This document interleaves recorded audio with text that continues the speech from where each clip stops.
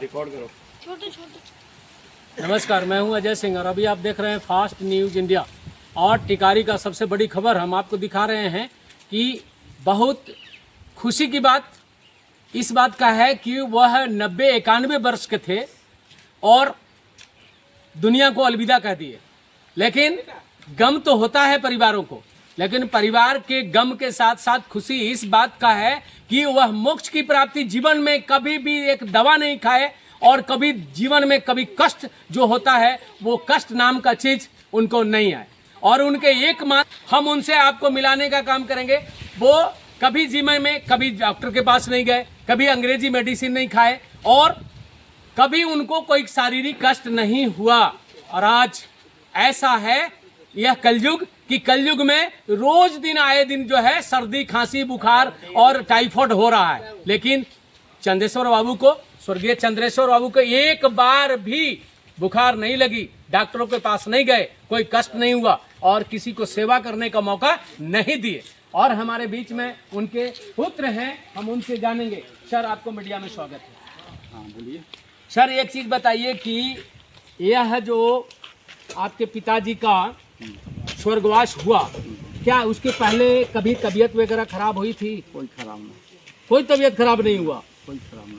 और इस प्रकार जब उनका देहांत हुआ तो आप उनके सामने थे? एकदम सामने बगल में बेड पर थे, बगल में बैठे हुए थे, बैठे हुए आपसे बातचीत कर रहे थे थे। और कोई रामायण वगैरह या गीता का पाठ वगैरह भी कर रहे थे?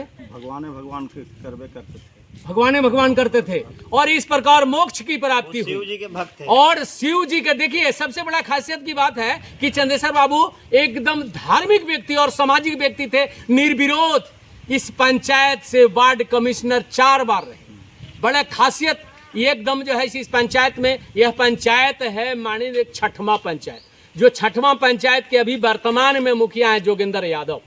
और इस जगह पर जहाँ पे हमारी उपस्थिति है ये खैरा गांव है और खैरा गांव में ऐसे स्वर्गीय चंद्रेश्वर देहांत होने के बाद उनके पूरा भरा हुआ परिवार, पूरा पौत्र परपौत्र पर नाती पोता मने सारे परिवार भरा हुआ है।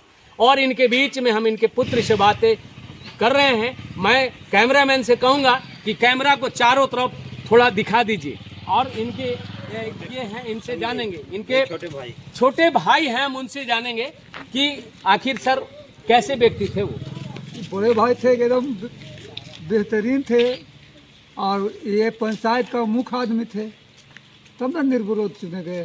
जी 20 साल रहे। जी जी। और विचारधारा कैसा था उनका? विचारधारा एकदम था सामाजिक, माने सामाजिक व्यक्ति थे, सोशल व्यक्ति थे। सोशल व्यक्ति। किसी से वैमनस्य या झगड़ा वगैरह नहीं हुआ, किसी से नहीं हुआ, नहीं हुआ नहीं। और बने इस प्रकार मानिंदे व्यक्ति थे और कभी भी उनको किसी से वैमनस्य की भावना नहीं होती थी। और हम जानेंगे यहाँ पर हैं। और सब शुभ नाम का हुआ सर आपका? प्रिंस कुमार। मीडिया में आपका स्वागत है। और आप जो हैं पौत्र हुए है ना? प्रिंस जी, ये बताइए कि आपके दादाजी थे, दादाजी के जो व्यक्तित्व था वो कैसा था? व्यक्तित्व तो आप कहिए कि एक मनुष्य का जो होना चाहिए, इस धरती पर भगवान सभी को भेजता है, तो आपका जो मनुष्य के नाते एक उचित कर्म होता है। अपने अपने के लिए तो सब कोई मर रहे हैं, हर कोई अपना परिवार के लिए मर रहा है। जी जी। अपने परिवार से परे उठकर जो दूसरे के लिए भी सोचता है तो वो सही में मनुष्य है। और सिर्फ अपने लिए सोचे और दूसरे के लिए एकदम उसको सोचे कि सामने वाले को ख़त्म कर दे, तो मनुष्य हम नहीं उसको मानते हैं। वो तो फिर जानवर हो गया। फिर जानवर और मनुष्य में कोई अंतर नहीं होता है। तो ऐसा व्यक्ति थे कि अपने ही नहीं सभी के लिए वो सोचते थे, सभी के लिए हाँ। सोचते थे। इतना बड़ा परिवार है। हमारे बाबा 4 भाई हुए, वो सबसे बड़े थे। ये हैं उनके मंझले भाई और संझले भाई, सभी बहुत बड़े परिवार है हम लोग हैं। और उधर 5 चचेरा भाई उनका है। हम लोग बहुत बड़ा परिवार है। मनीष जी भी आपके परिवार में? हाँ, मनीष जी हमारे परिवार में, उनका पौत्र लगे, वो भी पौत्र लगे। हम लोग बहुत बड़ा परिवार हैं और सब में सबसे बुजुर्ग और बड़े थे। प्रिंस, एक चीज बताइए कि इतना बड़ा उनका व्यवहार अच्छा था। बिल्डिंग जो बनाए थे वो हमारे समय का बनाया हुआ है? नहीं, बिल्डिंग तो इसका रिमॉडलाइज हमारे पिताजी ने किया है। बनाए थे, वो भी अपना बनाए थे, लेकिन समय के साथ हर व्यक्ति अपना बदलते रहता है। थोड़ा सा मैंने परिवर्तन खाली परिवर्तन संसार का नियम हाँ, है। जी, जी। तो परिवर्तन तो होता ही है। हम आज के हैं, पिताजी के हम करेंगे, हमारा आगे पुत्र करेगा, ये तो होता ही है, होगा।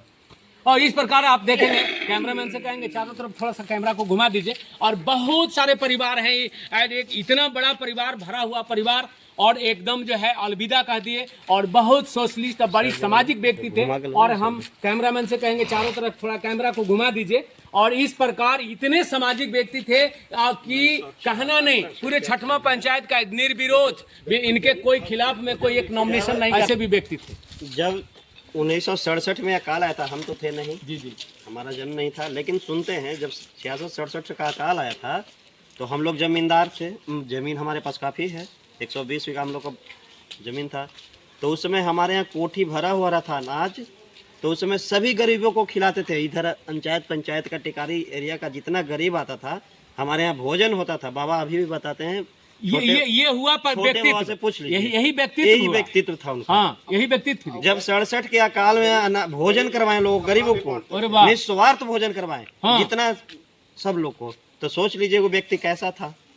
देखिए कितना माने, ये सोच लीजिए कि कैसे व्यक्ति थे। और उनके नाम पे घर वाले नहीं, पूरे ये जेवार जो माने छठवां पंचायत के तमाम लोग जब सुने तो एकदम भौचक रह गए कि दुनिया को अलविदा कह दिए।